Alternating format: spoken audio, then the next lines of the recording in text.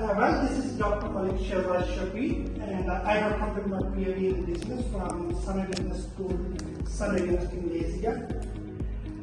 My name is listed in World Top 2% list, which is published by Stanford University and elsewhere.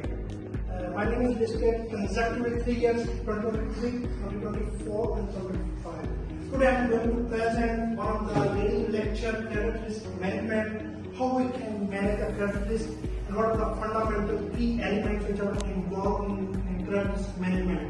And most important, that how we can mitigate the risk in terms of credit risk management. So in order to understand the basic elements, we are going to open the credit rating methodologies and credit risk score models. For instance, default probability estimation as well as techniques.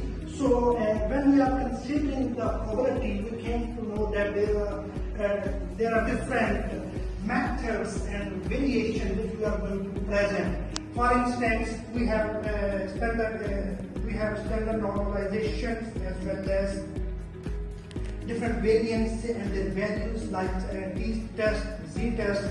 So according to their values and level of significance, we are going to estimate the things. So credit risk refer to the possibility of financial loss. So all those losses which come under the domain of financial matter, financial outcomes, that come under the definitions of credit risk. For instance, key characteristics of credit risk come under the domains such as arise from the lending and borrowing investments, as well as the lending process in bonds, investment, stocks, and most important, economic condition, firm specification, factor, and market dynamics. Moreover, the overview which came to know that refer to possibility of loss due to borrower's failure to meet the obligation and mitigation the rules, as well as arise in lending, trading, investment activity, and the major source of risk such as credit risk, market risk, investments. There are different sources for the credit risk. For instance, the first source which comes to us, borrower specific risk.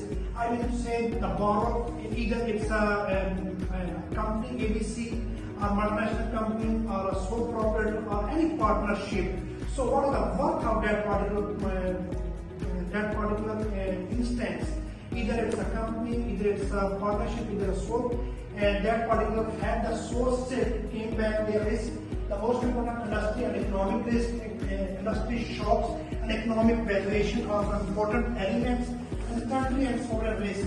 The country based, such as if we come to know that most recently, as a Pakistan as a country examples, we can several loans from IMF financial management and the transaction and settlement risks. These are the types of the credit risk.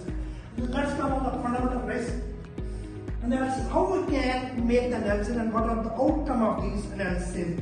For instance, assessment of borrower credit worthiness, analysis of financial statements, evaluation of business models and management quality, and more important, cash flow and repayment capacity assessment.